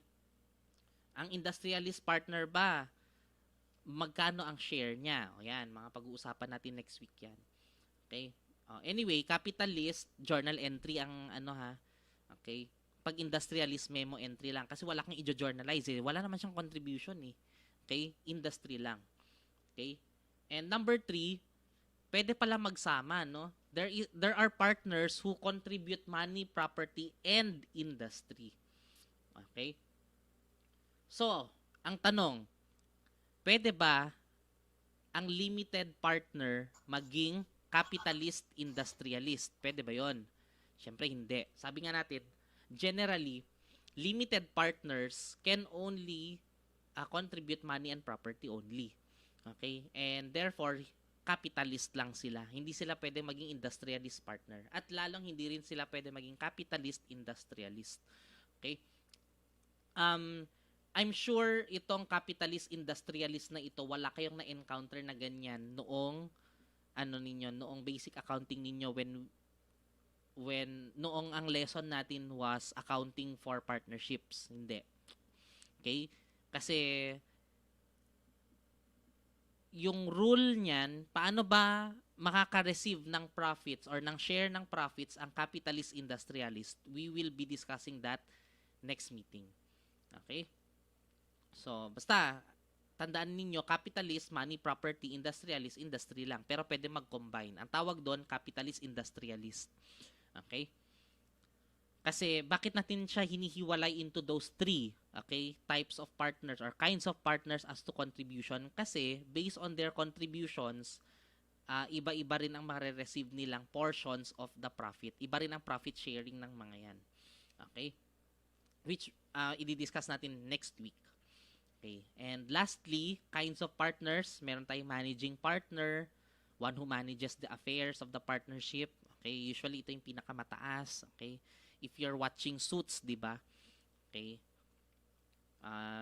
Pearson Hardman muna, di ba? Okay, and then naging Pearson Specter, naging Pearson Specter Lit. Okay, in those times, nauuna yung pangalan ni Jessica Pearson, di ba? So, siya kasi ang managing partner. Pero nung nawala na siya, na naging Specter Lit na, Specter na ang naging managing partner. And then umeksena si Robert Zane, naging Zane Specter Lit. O di si Robert Zane, na tatay ni Rachel Zane, ang managing partner. Okay? Basta yung nagmamanage ng affairs of the partnership, usually the highest person, managing partner. Okay? Liquidating, those who, siya yung nagte-take charge ng liquidation ng partnership. The liquidation or yung dissolution and winding up of a partnership, pag-uusapan natin yan 2 weeks from now. That's our 3rd lesson. Okay?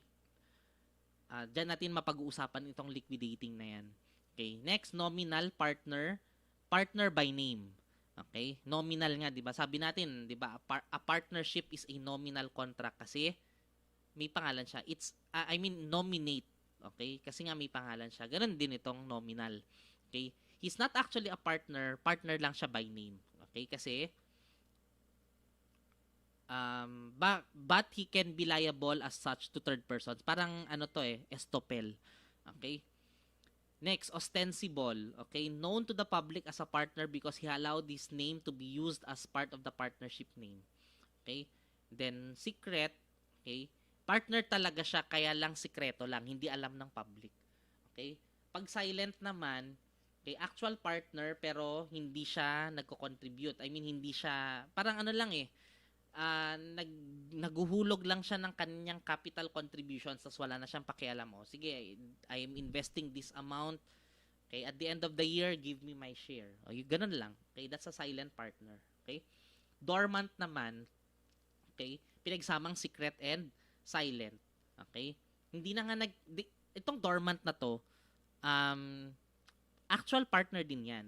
Okay? Hindi tulad ng partner by estoppel, hindi talaga partner na actual.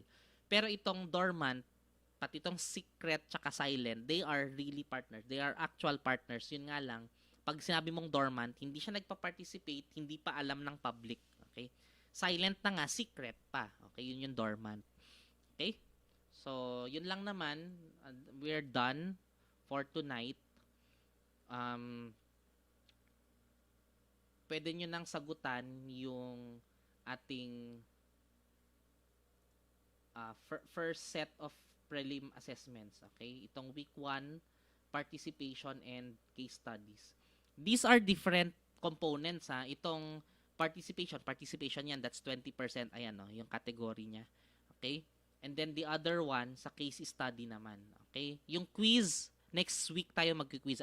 We will not be giving a quiz this week. Okay? Next week na lang. Okay? Pero, pagdating ng next week, ang coverage ng quiz natin would be week 1 lesson and week 2 lesson. Okay? So, for now, for this week, ito lang muna. 3 very simple questions and 5 very simple cases which napag-usapan lang din naman natin tonight. Okay? And then, yung quiz to follow na lang next week. Okay? Talagang intention namin na hindi magbigay kasi although hindi namin alam na ganyan pala karami yung assessments ninyo, but we are foreseeing it. Tsaka ayaw, parang ano rin i-accumulate muna natin, okay, yung mga topics before tayo magpa-quiz. Okay, so gaya nga ng sabi ko, maximum of 3 lang siguro kami magpapa-quiz per term. So sa prelims, magki-quiz tayo next week, that's already 1. Okay? Maybe ngayong prelims 3, okay? Kasi first 2 weeks and then yung next 2 weeks, kasi after the 4th week, we're done with partnerships. 5th week and 6th week, we will be discussing corporations na. Okay? Gaya nga ng sabi natin dito sa learning plan, okay? Pagdating natin ng week 5 and week 6, the early parts of the life of a corporation, yun ang pag-uusapan natin. Okay? So, ito na ang prelims natin na coverage. Okay? So, yun lang. Thank you very much for participating and good night. Okay? We're done for the week. Okay? Sagutan nyo na lang yung assessments ninyo and submit them on Friday. Yun lang. And then we're done for the week. Okay? Thank you. Thank you, sir. Thank you, sir. Thank you, sir. Thank you, sir. Thank you, sir. Thank you, sir.